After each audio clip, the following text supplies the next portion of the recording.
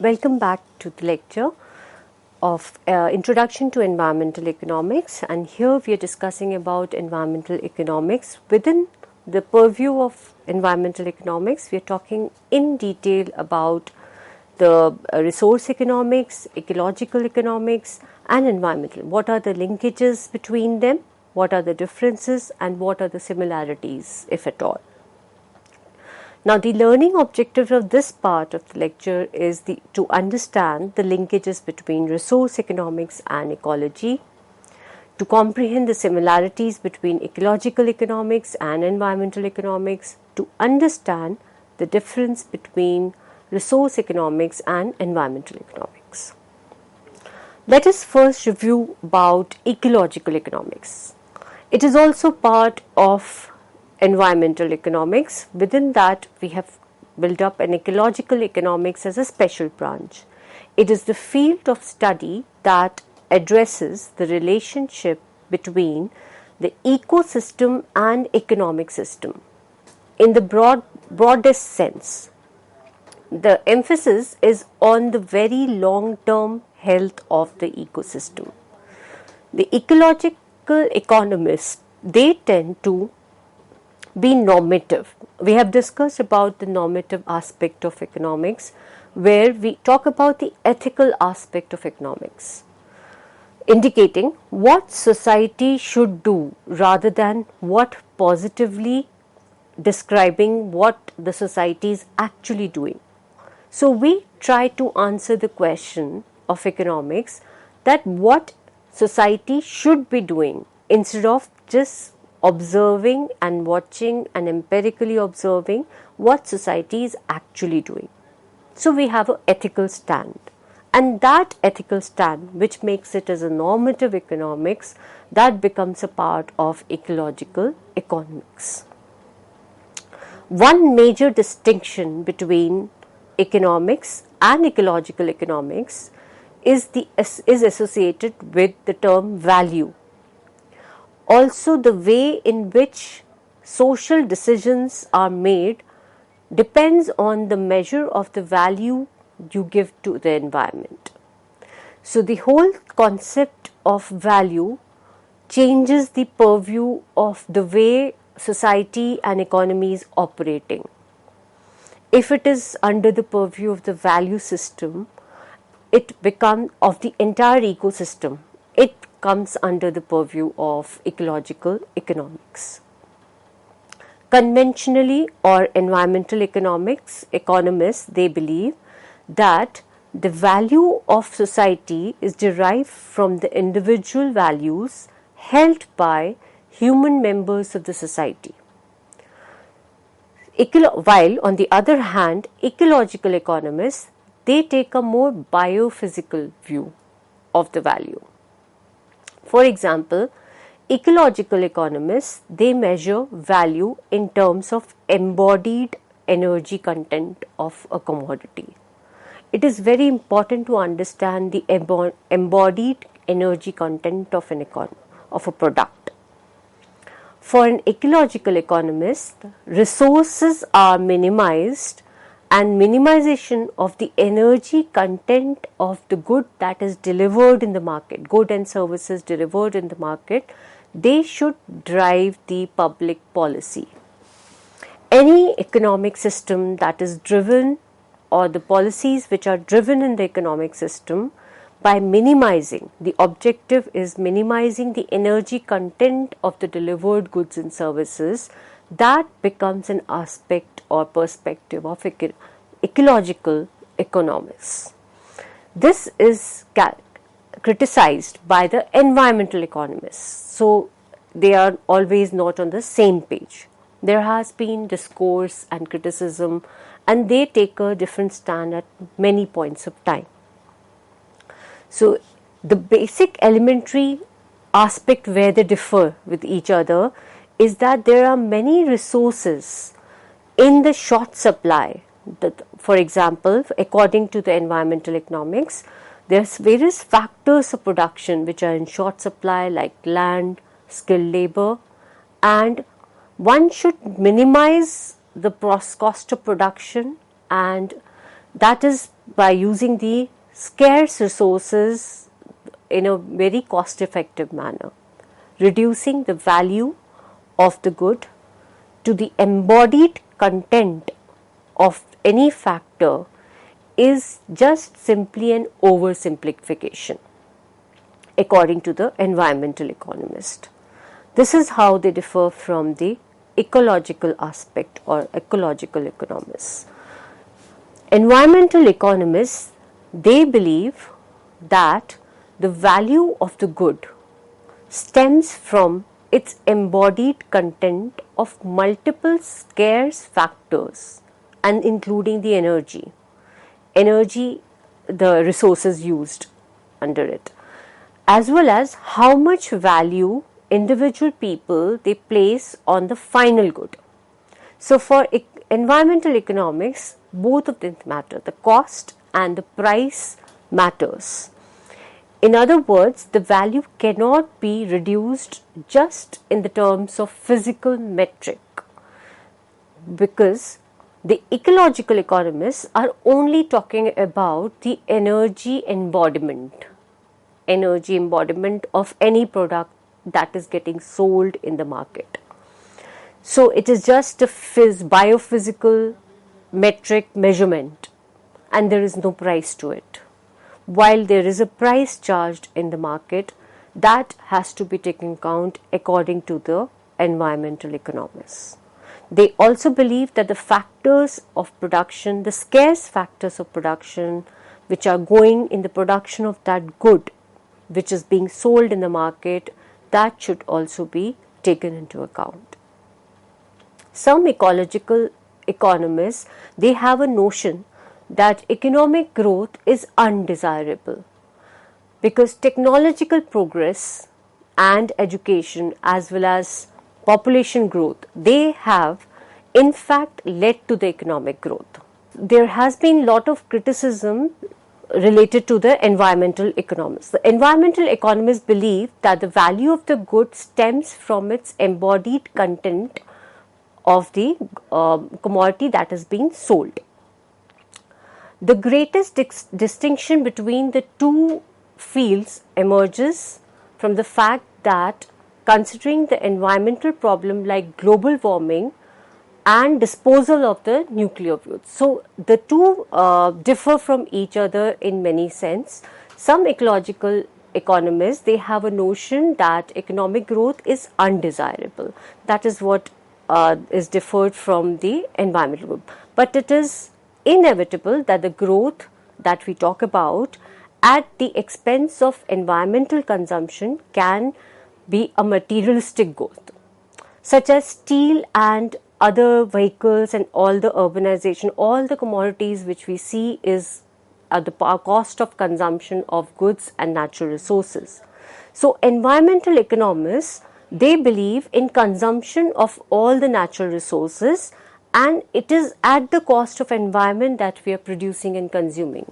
On the other hand, the ecological environment, they believe that the aesthetic part of the consumption of the goods such as art and literature, so one cannot perceive this kind of growth that is not harming the environment.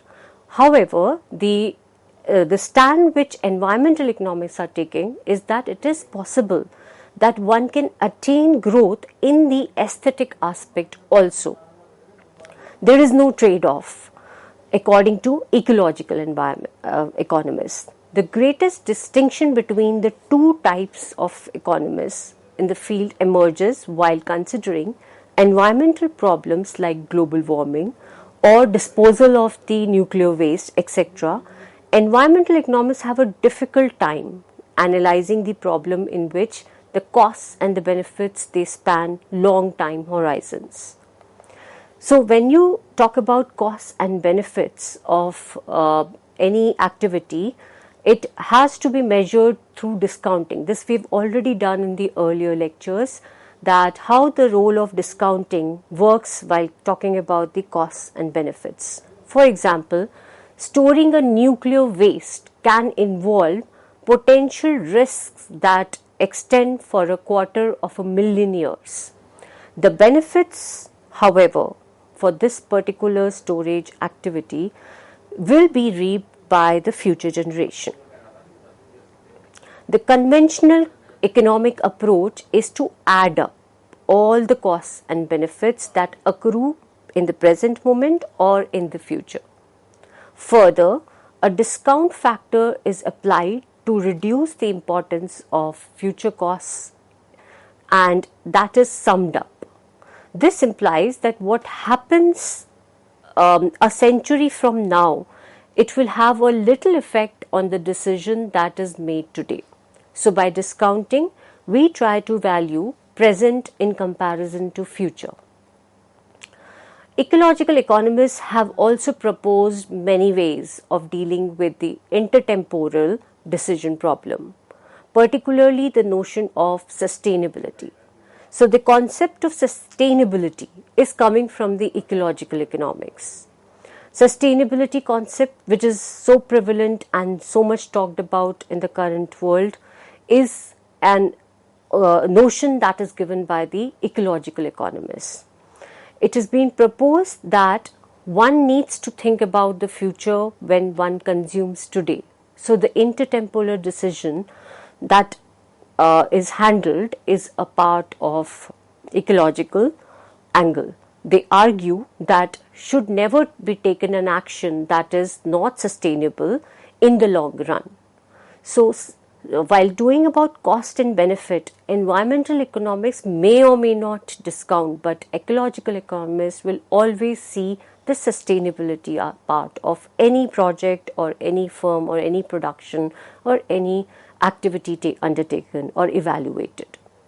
According to them, the intuitive appeal is that we cannot continue to buy waste forever or bury the waste forever and be satisfied today while risking the future generation, since the action today taken is not sustainable in future. So all the technologies you come across in today's world, in energy, you may look at the energy transition or the new technologies coming up like electric vehicles, renewable energy in the form of solar panels, etc., wind energy. So whenever a technology comes and it is adopted by a country or a society, one needs to think about the ecological sustainability of that particular. By ecological sustainability, one needs to figure out the recycling cost, the recycling and the sustainable aspect of the future risks of damage or future risk of climate change or the waste generated, the disposal of the waste, the cost of disposal of the waste generated today, that will fall as a burden in the future generation. So that is taken care and thought about by the ecological economists. For ecological economists, it is not a matter of balancing just the cost and the benefit. Over the past decades, the lines between the environmental economists and ecological economists have been gradually being blurred, means there has been a merger of ecological and environmental economics. And the situations have arisen where both of them have to work together hand in hand, for maybe because of new technology and maybe because of the climate change issue and many other disasters and risks which are coming up over the period of time. Generally, the treatment of environmental and resource economics is combined. It is because both concern the natural world. They both are talking about the natural environment where we all live in, the humanity lives in. Environmental economics involves the question of excessive production of pollution by the market forces or insufficient protection of the natural world due to the market failure. So, environment economics is talking mainly about the market failure. How can you combat the market failure? It provides solutions through market mechanism in the form of permits, sometimes through the top-down approach and sometimes sometimes through various ways which can be created in the form of a market, and while the resource economics is another branch that has come up apart from the ecological economics and environmental economics. The third branch which we are going to talk about now is resource economics. Resource economics, on the other hand, is concerned with the production and the use of natural resources which are both renewable and exhaustible.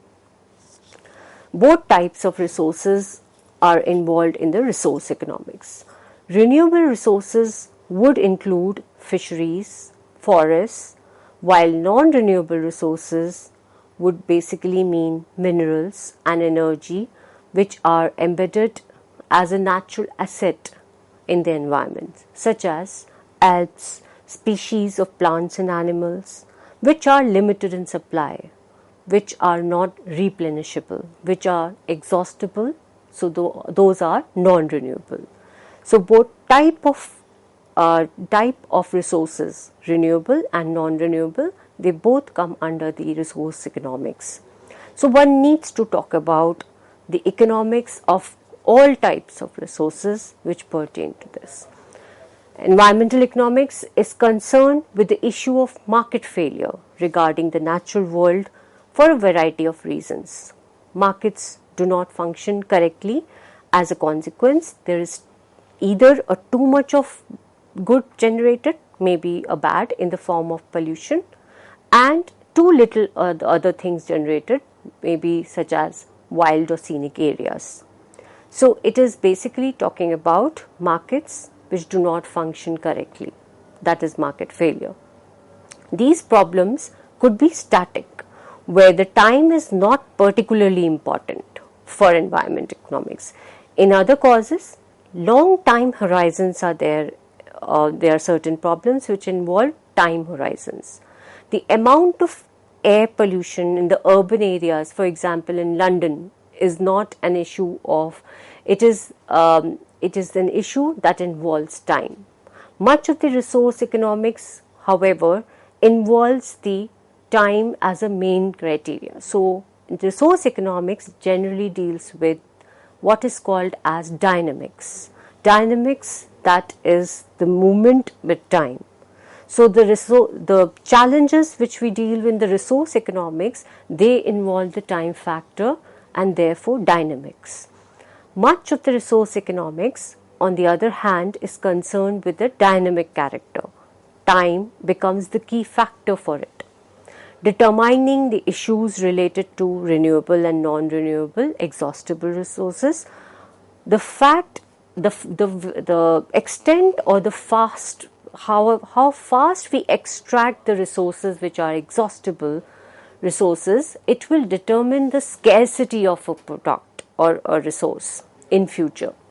So basically, a resource which is constrained by time or which is determined by time becomes the factor that determines the optimal production or consumption. It is therefore the time rather than the failure of the market that becomes the major key aspect of resource economics to operate properly and to find out the solutions or the optimal solution of the problem in resource economics. Management, for example, if you take up the example of a fishery, then the management of the fishery to deal with the overfishing is a good example in which the failure of the market is important. Fishery may freely enter the market. The growth and regeneration of fishery are what makes it renewable.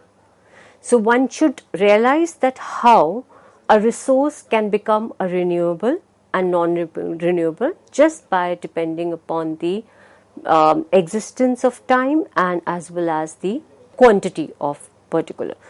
So once you allow the growth and regeneration of a fishery is a good example where it becomes a renewable resource. Global warming is an example of the pollution problem with a very long time frame. Issues such as prevention of natural environment involves time, so that we could relegate to the resource economics.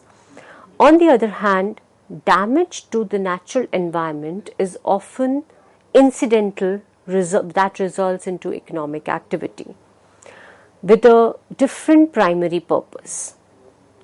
So, species loss is usually the result of conversion of habitat to human use.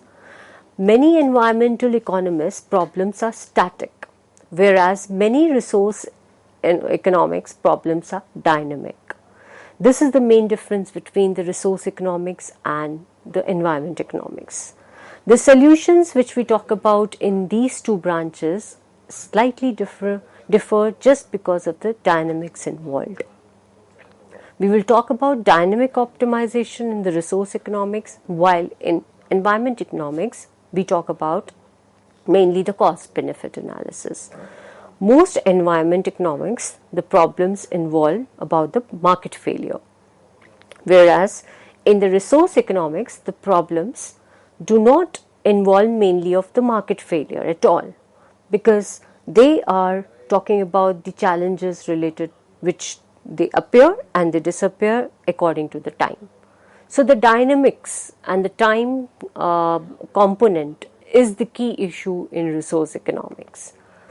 We have seen slight differences between all these three branches. Finally, we also see that there is a need to connect together all the branches and all the types of environmental economics, a variety of economics, to solve the sustainability problem. When it comes to the point of sustainability, it is realized that all the branches need to work together for any kind of a transition, any kind of a change, any kind of step or the policies undertaken to combat the main disaster or the main challenge, the global challenge, which is climate change. So when it comes to combat the climate change and solve the problem of climate change all across global climate change, all the branches have to come together and come up with a solution that is sustainable. So we would like to conclude the whole lecture. So we saw that in today's lecture, we saw that the environmental economics deals with the appropriate way of regulating the economic activity so that balance is achieved between the environmental economics and the social goods. As people become wealthier, they turn their attention increasingly to the quality of their environment which they are living in, which is planet. Determining the right amount of pollution also involves determining the damage from the pollution and willingness to pay. Providing the right incentive to undertake the research to reduce costs of future is one of the challenges that every society or the center or the state faces. Providing a solution by the state is considered as a top-down approach, while when it is the freedom is given to the firms and the consumers to decide their own point of consumption, that becomes a bottom-up approach. The kind of government intervention that is required to solve any society's problem or the economy's problem, and the extent to which the government intervention is required, that becomes the question of normative question or whether it becomes a positive question. Similarly, we have seen that the positive side of economics answers the positive only the observation part of economics, that is empirically observed economics, which is what it is, while the normative aspect of economics solves the answer of what should be the ethical judgment or what should be the stand and intervention by the government. Also, in the second half of the lecture, we have seen the differences and the similarities of ecological economics, environmental economics, as well as the resource economics. Resource economics stands unique in terms of its two different dynamics involved from exhaustible to non-exhaustible, that is renewable and non-renewable resources. The only factor that makes a resource renewable and non-renewable becomes the dynamics of it, the time bound. So resource economics solutions are given through the constraint optimization, while environment economics only talks about the cost and benefit analysis. It does not need to talk about the discounting. However, when we talk about ecological economics, the discounting factor plays a very important role. Ecological economics takes into account the future generation, the problem of disposable of resources, recycling of resources, disposable of wastage of any technology you talk about. So the transition and the solutions to climate change should be a merger of all the types of economics: resource economics, ecological economics, environmental economics. And the ethical aspect of all the state, the ethical judgment, which comes under the normative issue of economics, that has to be taken care by the state or the public policy issues. While the market takes into account lot of fundamentals of markets which are related in the environment economics, that is under the category of market failure. So environment economics, though it is trying to tackle the environmental market failure to a lot of extent with various propositions of permit market and credit system, which we have talked about in the other series of environmental markets, but there is always experimental. These markets are experimental because pollution is a good, or you can consider it as a bad, which generally where the market fails and market is non-functional. So the government intervention is needed time to time. It can be a top-down approach, it can be a bottom-up approach. Public policies matter and they come under the normative issue. So this is the crux of the entire discussion. This particular lecture was taken from the Charles Colstead reading, that is Intermediate Environmental Economics. This is the key book where this lecture has been taken care from. Thank you so much.